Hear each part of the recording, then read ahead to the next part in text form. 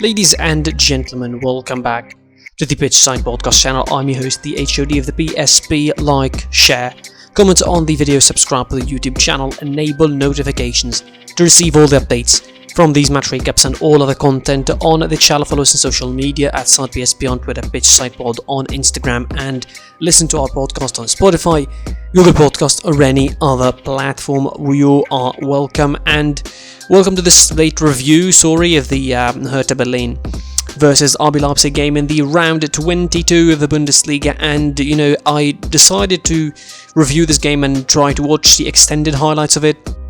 I watched around 35 to 40 minutes extended version of that game. Really, it was the perfect way to bounce back for RB Leipzig after the game against Liverpool in the Champions League. The loss that was pretty much their own doing, with the setup and with the defensive mistakes as well. But this was a different ball game against a struggling HerthaBerlin side in the middle of the table of the Bundesliga, and Leipzig, again, this was a perfect way for them to bounce back. The same story pretty much either side of the halves. The first couple of minutes, first 15-20 minutes, a domination or sort of possession-based game from HerthaBerlin. They got a couple of chances early on for Piontek and for Luke Bacchio. They didn't deal with them really well, and then Leipzig started to go a little bit more up front, and they scored the first goal by Marcel Sabitzer. A beauty of a goal, by the way.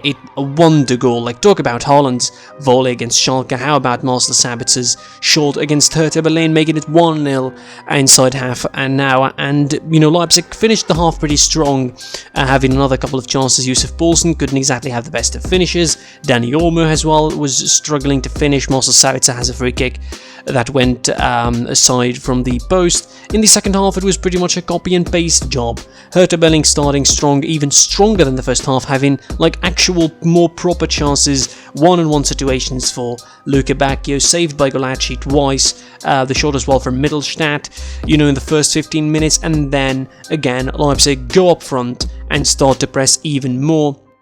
The second goal from Nordi Mukiele coming after pressing, Dani Olmo pressing Matteo Guendouzi inside the 18-yard box.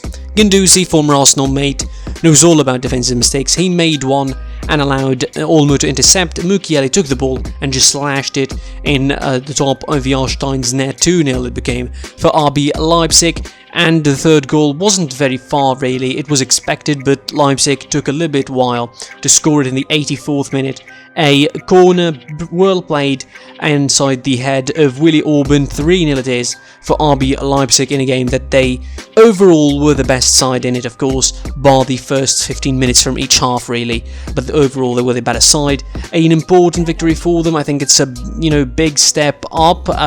Taking advantage of Bayern's loss against Eintracht Frankfurt was really the best course of action. Bayern Munich in the last week losing 5 points, Leipzig winning both of their games, and it was expected really that they will be the closest challenger to Bayern Munich this season. Now they are 2 points behind Bayern Munich, and obviously the game between RB Leipzig and Bayern Munich at the Red Bull Arena isn't that far from the reality. We're really close to that game. I think it's a couple of fixtures away, so it will be a very, very big encounter for Julian Nagelsmann boys to decide whether they're going to be actual challengers, whether they're going to give Bayern Munich a race for their money in the Bundesliga again, particularly after the game against Liverpool in the Champions League.